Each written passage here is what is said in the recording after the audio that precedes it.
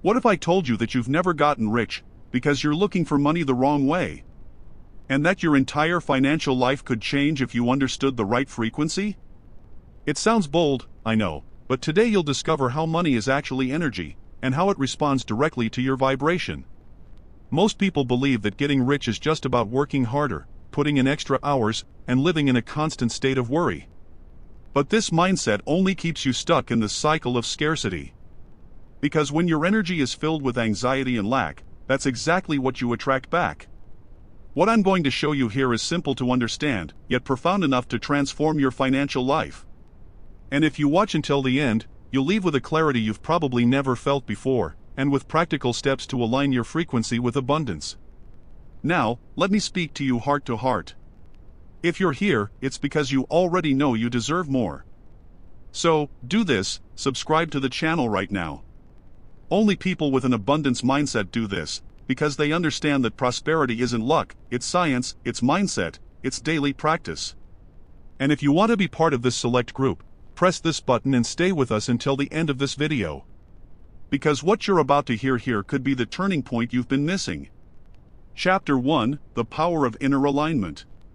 The first thing you need to understand is that money isn't just paper or numbers in your bank account, money is vibration. And the reason so many people work hard their entire lives and still flounder is simple: they're trying to make money by operating on the wrong frequency. It's like trying to listen to a radio song you love, but keeping the dial tuned to the wrong station, you just get noise. When you align your inner state with the frequency of abundance, something changes. It's not just motivation or cheap positive thinking, it's literally entering the same field where opportunities live. I know it sounds a bit mystical, but let's bring this to life so you understand exactly how to apply it. Consider the story of Mike from Austin, Texas. He'd been a sales manager for 12 years, earning reasonably well but always maxing out his credit card. Mike believed that to make more money, he needed to work more hours. But the more he worked, the more exhausted and anxious he became, and the more mistakes he made. That's when a friend told him about financial frequency. At first, he laughed. But tired of seeing his account empty at the end of the month, he decided to give it a try. He began dedicating 10 minutes each morning to visualizing his perfect workday, feeling gratitude for what he already had, and acting as if the commissions were already rolling in. 3 months later, he not only broke all company records but also received an offer to lead a new team, with a 40% increase in salary. This is the power of aligning your inner self before acting externally. It's like Emily from San Diego. She was a freelance designer, always chasing clients and fighting for prices. When she realized she was experiencing scarcity, she realized that even her posture and language conveyed insecurity. She began working on her inner alignment every morning, writing empowering phrases like "My work has value," and "Ideal clients find me."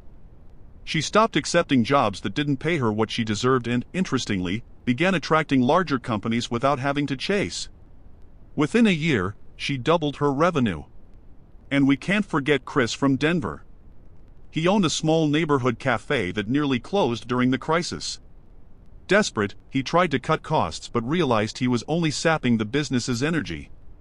He decided to shift focus. He began creating a more welcoming environment, trained his staff to offer memorable service, and added live music on Friday nights. The result? Within 6 months, the cafe became a meeting place in the city, and revenue tripled. Chris realized that when you put the energy of abundance into what you do, that energy returns multiplied. These 3 examples demonstrate something crucial: it's not about forcing wealth. It's about aligning with it first. When you adjust your mindset and emotions to the right frequency, you begin to see opportunities that previously seemed invisible. It's as if life removes a filter from your vision. And yes, you still need to take action, but the action becomes guided, inspired, and much more effective. If you're wondering where to start, here's a key point: notice what you feel when you think about money. If the feeling is tension, fear, or urgency, it's a sign that your frequency is out of alignment. The first step is to shift your emotional state before making any financial move. Only then will you stop fighting the tide and start sailing with it. And believe me, when this shift happens, it's not just your bank balance that changes. Your posture, your confidence, your energy level, everything starts to vibrate at the right rhythm. And that's when the financial magic truly begins. Chapter 2: The Financial Ego and the Comparison Trap.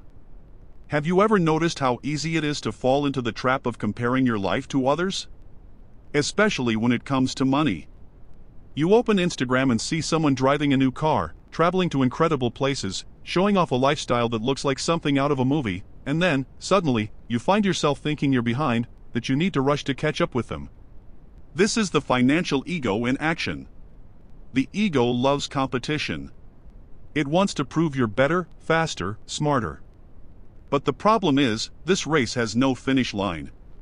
When you enter this vibration of comparison, your energy goes straight to scarcity, because the focus shifts from building your wealth to chasing the approval of others. It's like trying to fill a leaky bucket. You never feel like you're enough. That's exactly what happened to Emily, the San Diego designer I mentioned earlier. Before changing her frequency, she constantly compared herself to other designers on LinkedIn and Behance. Every time she saw a more sophisticated portfolio or an award-winning project, she felt inferior, less capable. And unconsciously, this led her to accept low-paying jobs, because her ego told her, you need any client to stay ahead of the curve. When she stopped this daily comparison and focused on expressing her own authenticity, her market value skyrocketed. Mike wasn't immune to this either. When he started in sales, he looked at his colleagues' numbers as if they were a championship scoreboard. Whenever someone closed a bigger deal, he rushed to outdo them, and in his haste, he ended up exhausting himself and making mistakes. Only when he understood that he needed to align his internal state before taking action did he stop measuring himself by others' success and begin consistently hitting his own goals. And perhaps the most subtle example is Chris's coffee shop in Denver. Initially, he obsessed over the numbers of his competitors, trying to copy their promotions and menus. But nothing worked because he was operating on the frequency of fear of losing customers. When he let go of the comparison and began to focus his energy on creating something unique, the business exploded. The point is that financial ego pushes you into a relentless pursuit of external validation. It keeps you stuck in the mindset of look what I have instead of look what I'm capable of creating. And this is one of the biggest reasons why so many people, even when earning more, still feel like they don't have enough. If you want to change this, start by observing your reactions when you see someone thriving. Do you feel envy or inspiration? The first step to raising your frequency is to turn comparison into fuel.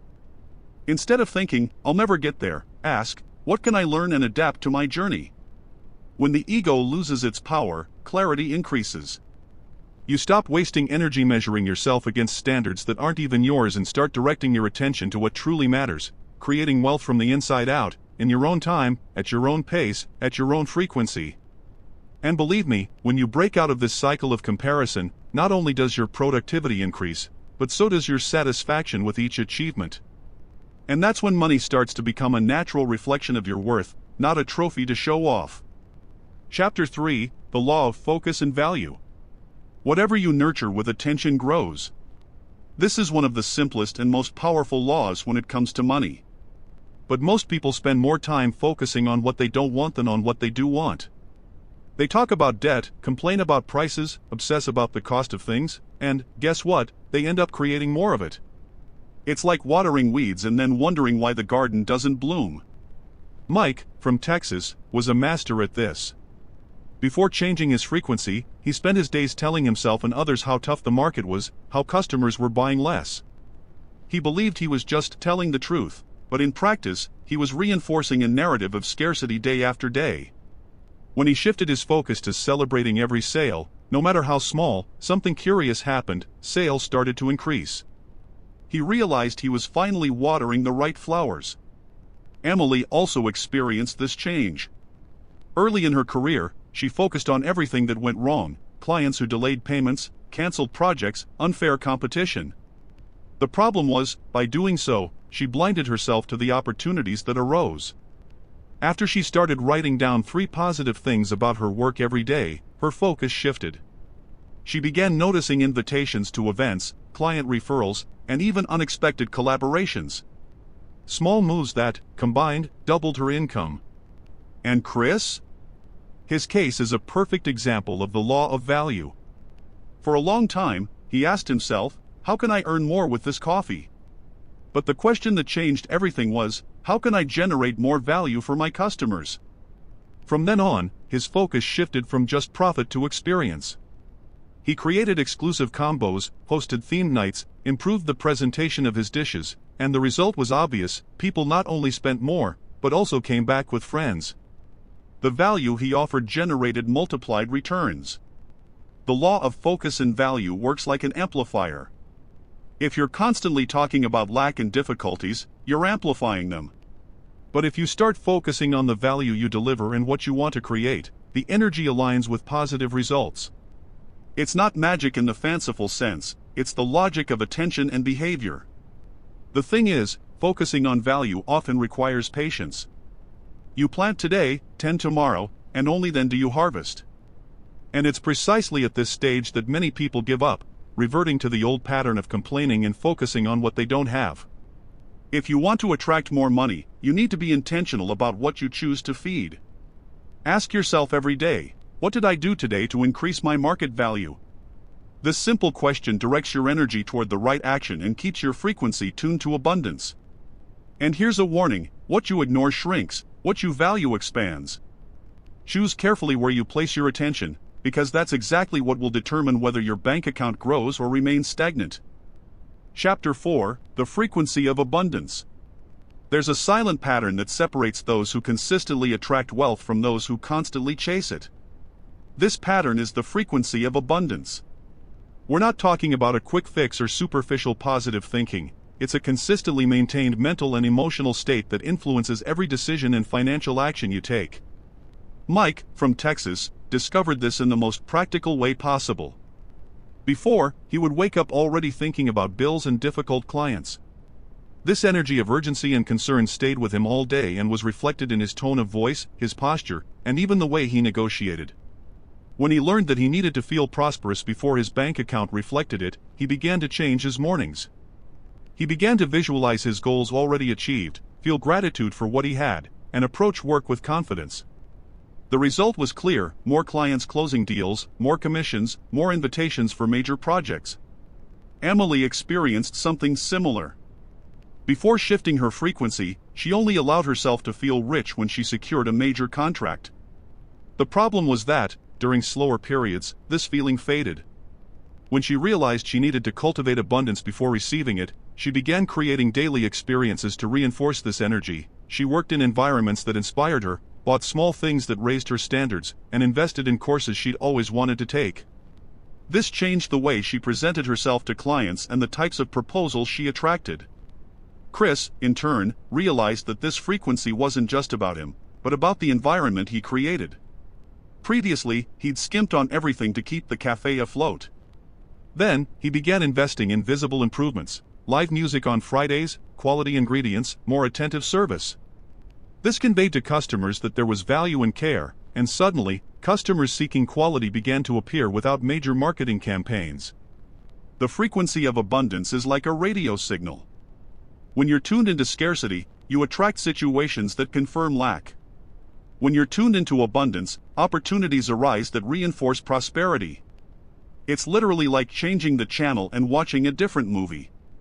But here's the point that most people get: maintaining this frequency requires daily practice. It's not about pretending everything is fine, but about cultivating a real sense of security, gratitude, and completeness, even when things aren't perfect yet. This creates a mental space where smarter decisions and more aligned actions happen naturally. If you want to get started now, ask the question that changes everything: how would the rich version of me act today? This simple question changes choices, attitude, and even conversations. Over time, this alignment between thought, emotion, and action transforms the abundance of theory into routine, and that's when money stops being something you chase and becomes something you naturally attract. Chapter 5: The Act of Looking and Creating in Money. There's a powerful phrase that few truly understand: the act of looking is the act of creating. This means that whatever you consistently focus your attention on inevitably begins to take shape in your life. Money is no different. If you spend all your time looking at lack, debt, or an empty bank account, you're literally helping to create more of it. Mike, for example, before the pivot, would check his account balance every day with a sinking feeling in his stomach. He'd look at the low numbers and feel frustrated. This feeling was so common that it became his default frequency. When he learned he needed to shift his focus, he began looking at different metrics. Instead of just seeing what was missing, he began tracking goals achieved, productive conversations with clients, and even the small victories of the day. The curious thing is that, within a few weeks, opportunities began to appear almost naturally. Emily noticed this effect too. Initially, she spent hours browsing job boards and freelance platforms, staring at cheap offers and difficult clients. This left her feeling unmotivated, but she persisted in this habit because she believed she had to know what the market was like. The problem was that the market she saw was filtered by her own scarcity frequency. When she decided to shift her focus, she began seeking out references to well-paying jobs, high-level design communities, and content on premium pricing. This simple act of changing what she looked at daily began to create new possibilities in practice. Chris's case is even more interesting. He used to walk around the cafe looking for flaws, from the scratched floor to the coffee machine making strange noises. Sure, troubleshooting is part of any business, but constantly looking for what's wrong was creating a tense atmosphere for him and his team. When he switched from this habit to looking at what was working well, smiling customers, engaged staff, praised dishes, the vibe of the place shifted. Interestingly, customers started spending more time in the cafe, spending more, and online reviews improved without him asking. This power of creation through focus works because the human mind doesn't distinguish very well between imagination and reality. If you nurture images of success and prosperity, your brain automatically begins to seek out opportunities that confirm them. It's like adjusting a camera lens. What was previously blurry begins to appear clearly. But here's the detail that separates those who apply this effectively from those who rely solely on theory. It's not enough to shift your focus once. It takes consistency. If you focus on abundance for a few minutes and then spend the rest of the day immersed in anxiety and scarcity, you're sabotaging the process. The challenge is to train your gaze to look for signs of progress, even if they're small. Celebrate each new client, each paid bill, each idea that could yield future results. By doing so, you're saying to your subconscious and the universe, I want more of this. And that's how the act of looking ceases to be passive and becomes the creative force behind your financial reality. Chapter 6: The Importance of Genuine Pleasure at Work. There's a huge difference between working to survive and working with genuine pleasure. When you bring joy, satisfaction, and purpose to what you do, the energy you convey is completely different. And, surprisingly, the market responds to this energy. Clients, opportunities, and partnerships tend to appear more when they perceive authenticity and enthusiasm in your work. Mike is a good example of this. Initially, he treated work as an endless race to meet targets. Each client was just a number, each sale I need to close to pay the bills. This left him exhausted and often anxious. When he began practicing inner alignment and tapping into the frequency of abundance, he realized he could approach his work more lightly. He began to talk to clients in a more relaxed manner, understand their real needs, and even enjoy himself in meetings. What happened? Sales increased, but more importantly, he started working fewer hours and earning more. Emily understood this point too. For a long time, she'd accept any project to guarantee cash flow, even if she hated the topic or the client. This drained her creativity and made her feel trapped. By deciding to only accept work that truly inspired her or had potential for growth, she began producing higher quality work and delivering results that were surprising. Clients noticed the difference and, as a result, recommended her work to others. Chris's case is perhaps the most symbolic. At the cafe, he noticed that on days when he was cheerful and interacted with customers, revenue was higher. People bought more, stayed longer, and even returned the same day. This led him to invest in events he enjoyed, such as live music nights and special tastings. He had as much fun as the customers, and this connection translated into profit. Genuine pleasure at work is a magnet for prosperity because it creates a positive cycle. When you enjoy what you do, you tend to dedicate yourself more, innovate more, and deliver higher quality. This increases your perceived value, which in turn justifies higher prices and better opportunities. But be careful, genuine pleasure doesn't mean a lack of effort. It means finding satisfaction even in challenges, because you see the purpose behind them. It also means saying no to anything that isn't aligned with your vision, even if it seems tempting in the short term. If you feel stuck in a cycle of obligation and boredom, it might be time to adjust your approach to your work. Ask yourself, how can I make this more enjoyable for myself and those I interact with? Small changes, like creating a more pleasant environment, introducing new ideas, or changing the way you serve clients, can completely transform the energy of your business or career. When genuine pleasure enters the game, money stops being a burden and becomes a natural consequence of something you would do anyway, and this is one of the biggest secrets to getting rich without burning out. Chapter 7: How to Identify Scarcity Thoughts. Before you can attract more money, you need to recognize when you're vibrating in the opposite direction. Thoughts of scarcity are like small leaks in a bucket. You might be adding water, but it never stays. And the worst part is, these thoughts often go unnoticed because they become a habit. Before turning the tables, Mike didn't even realize he was living this way. He'd wake up and the first thing he thought was, I hope I can pay everything this month. Throughout the day, he'd repeat phrases like, the market is tough or clients don't have money to spend. These statements seemed harmless, but they were daily reinforcing the idea of a shortage. When he began paying attention and replacing these phrases with statements of possibility, the energy shifted. Emily also had her triggers. Whenever she saw a project being closed by another designer, she thought, this client will never choose me, or I'm not as good as her. These thoughts made her feel insecure, which, in turn, was reflected in the proposals she submitted. She began writing down these thoughts as they arose and consciously rephrasing them in positive terms. For example, instead of I'm not good enough, she would write, I'm improving and attracting clients who value my work. Chris's case was a little different. As a cafe owner, he was constantly thinking about cutting costs to survive the competition. This led him to make decisions that reduced quality and drove customers away. When he realized he was operating in constant fear, he decided to change his question. Instead of how can I spend less, he began asking himself, how can I create more value and attract more customers? This simple shift in focus led him to create creative promotions and special events, driving more traffic and increasing revenue. Identifying scarcity thoughts requires mindfulness. They manifest as constant worries about the future, comparisons with others' success, automatic phrases about lack of time or money, and even resistance to investing in oneself. A good way to spot these patterns is to observe your conversations. How do you talk about money? Are you always complaining, saying things are expensive or that the timing isn't right?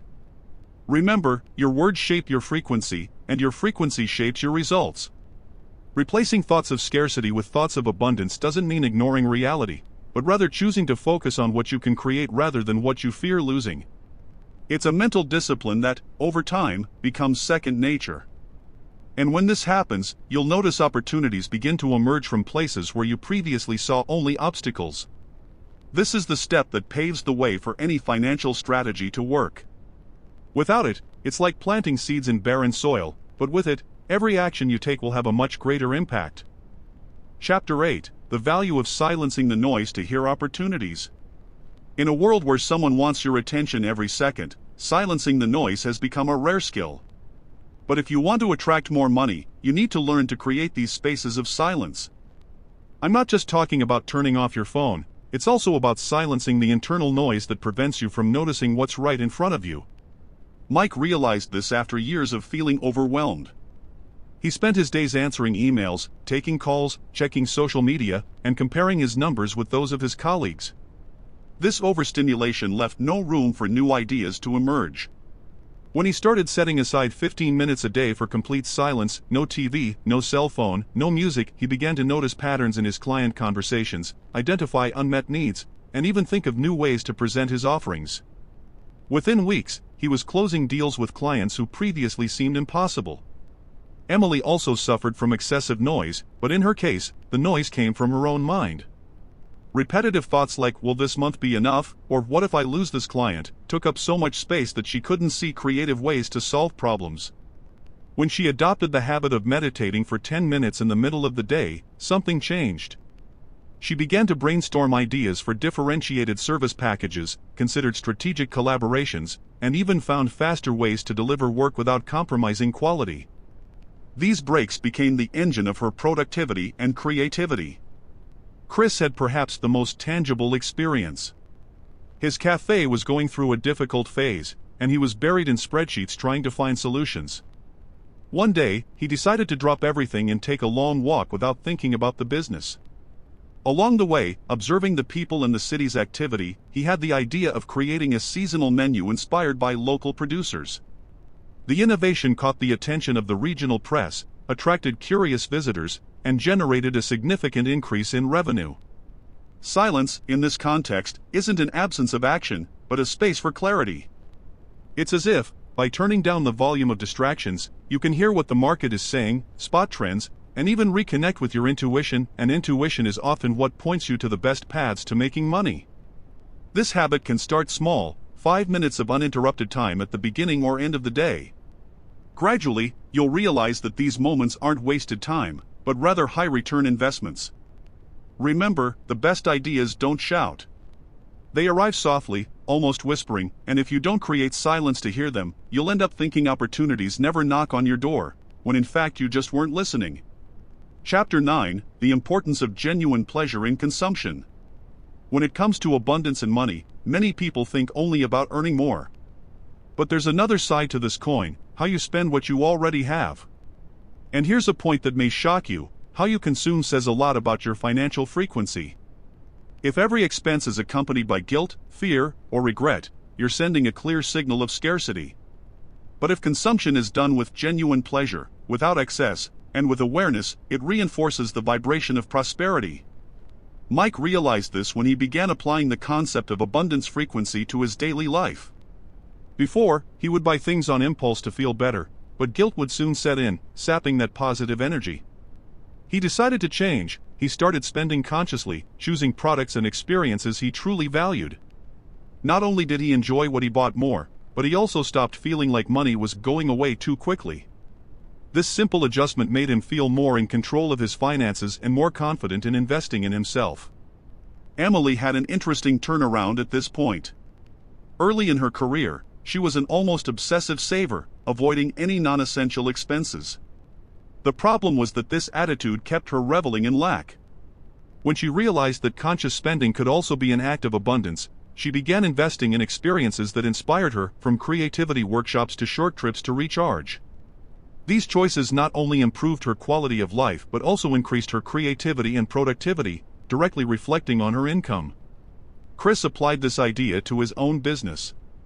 Previously, he avoided any extra expenses at the cafe, opting for cheaper ingredients and cutting down on decor. This conveyed a sense of forced economy to customers. By deciding to invest in high-quality products and create a more welcoming environment, consumption patterns within the cafe changed. People began to stay longer, order more items, and, most importantly, return frequently. He understood that offering a better experience was also part of creating abundance. Genuine pleasure in consumption isn't about spending mindlessly, but about directing your resources toward what truly matters to you. It's about buying less, but better. It's about investing in experiences and goods that bring returns in the form of well-being, inspiration, or growth. If you want to change your financial frequency, pay attention to the energy that accompanies each expense. Ask yourself, am I buying this to fill a void or to expand my life? This simple question can completely transform your relationship with money. When consumption stops being driven by fear or compulsion and becomes a conscious act of pleasure, you internally reinforce the message that there is always more than enough, and this is one of the quickest keys to making room for more abundance to enter. Chapter 10: Celebrating Progress to Accelerate Abundance. One of the most overlooked aspects of the path to prosperity is celebrating every step forward, no matter how small. Many people focus solely on the big goal, paying off all debt, achieving a specific income, buying their dream home, and ignore the small victories that build toward that result. The problem is that when you only experience joy at the end of the race, you spend most of your time in the energy of dissatisfaction. Mike learned this after realizing he was constantly chasing the next contract without ever stopping to acknowledge his accomplishments. He'd close a big client and, the same day, be already focused on the next one. By changing his approach and celebrating each step, whether a good meeting, positive feedback, or a partial goal achieved, he noticed his motivation and confidence levels soar. This created a cycle in which more positive results appeared, simply because he was vibrating gratitude and satisfaction more frequently. Emily had a habit of only allowing herself to feel proud when she completed a massive project. This left her with weeks of stress, without any emotional rewards. By celebrating each step of the process, like completing a design or receiving quick approval from a client, she noticed her creative energy flowed much better. As a result, she delivered more inspired work and attracted new clients more easily. Chris took this practice to the cafe in a way that infected the team. Every time they broke a sales record or received a significant compliment, he made a point of sharing it with everyone and celebrating together, even if it was just with a quick toast at the end of the day. This simple change increased employee engagement and created an atmosphere of enthusiasm that customers felt upon entering the cafe. Revenue increased not only because of the work, but also because of the positive energy that permeated the environment. Celebrating progress isn't just a symbolic act. It's a powerful emotional reinforcement that tells your subconscious that you're on the right path. This keeps your frequency in abundance, rather than letting it swing into scarcity along the way. If you want to apply this now, choose a small celebratory ritual you can do every time you achieve something. It could be journaling, drinking a special coffee, calling someone you trust, or simply stopping for a minute to give thanks. The important thing is to create an emotional milestone so your brain associates progress with pleasure. Remember, wealth isn't just the destination, it's the path you build. And when you learn to celebrate each step, the journey becomes easier, and, interestingly, the arrival is usually quicker. Conclusion: money responds to your frequency. After all we've seen, it's clear that wealth isn't just about working harder or getting lucky. It's about aligning thoughts, emotions, and actions with the right frequency. Mike, Emily, and Chris didn't become rich by accident, they changed the way they thought, felt, and acted around money. You've learned that inner alignment is the foundation. That financial ego and comparison drain your energy. That focusing on value and genuine pleasure in work and consumption open doors. That silencing the noise brings clarity. That identifying and exchanging scarcity thoughts is essential. And that celebrating each progress keeps you in the right energy until you reach your goals. What unites all of this is simple: money is a vibration. And when you choose to vibrate in abundance, life begins to respond with more opportunities, more open doors, and more prosperity. Now, I want you to prove to yourself and to the universe that you're committed to this change. Write the word here in the comments abundance. This will show that you've reached the end, absorbed the message, and are ready to put it into practice. And if you want to continue this journey, follow this page now and dive into the other content already available. Each video, each insight, is a building block for your new financial landscape. Remember, abundance is not a one-time event. It's a state. And you can choose to live in it starting today.